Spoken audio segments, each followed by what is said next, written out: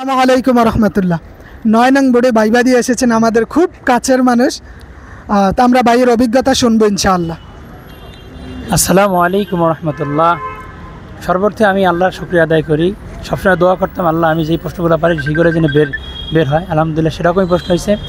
প্রথমত আমাকে প্রশ্ন করছিল যে আপনি হাদিসে মারফু কাকে বলে। তো আমি বললাম যে হাদিসে বর্ণনা রাসূল করিম সাল্লাল্লাহু আলাইহি ওয়াসাল্লাম পর্যন্ত পৌঁছে থাকে হাদিসে মারফু বলে একটা মারফু হাদিসে উদাহরণ দেন। আমি বললাম মান কাযাবা আলাইয়া মুতাআম্মিদান ফালিয়াতাবাওয়া মাকআদাহু মিনান নার। দ্বিতীয় প্রশ্ন করলেন যে ফালিয়াতাবাওয়া এটার সিগা কি। তো এই সিগাকে আমার ভুল হয়েছে, আমি সরি বলছি।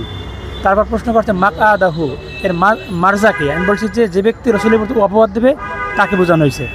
এবার বলছে মাকআদাহু এটা কি। আমি বলছি মাফুল। বলছে ঠিক আছে আসেন। আশা করি আলহামদুলিল্লাহ ভালো হয়েছে। আর শাহজালাল সালাকে ধন্যবাদ যে তিনি আমাদের এই তথ্যগুলো পরবর্তী যারা আসবে তাদেরকে দিচ্ছে। আর একটা পরামর্শ হলো যারা পরবর্তীতে আসবেন প্রত্যেকের সাবজেক্ট ওয়ারি একটু চেষ্টা করবেন এইগুলো দিয়ে প্রশ্ন করে। আর দেখা যায় যে অনেক কান খোলা রাখা লাগে, দেখা যায় যে আস্তে আস্তে প্রশ্ন করে, এগুলো আপনার খুব ক্যাচ করে নিতে হবে। মুরব্বীরা থাকে এই জন্য এইগুলো খুব খেয়াল। আল্লাহ রাব্বুল আমাদের প্রত্যেকের মনে আশা পূরণ করুক, সমস্ত বিপদ আপদ দূর করে দেখ। আমিন। আসসালামু আলাইকুম। অসংখ্য ধন্যবাদ ভাইকে ওনার অভিজ্ঞতা শেয়ার করার জন্য।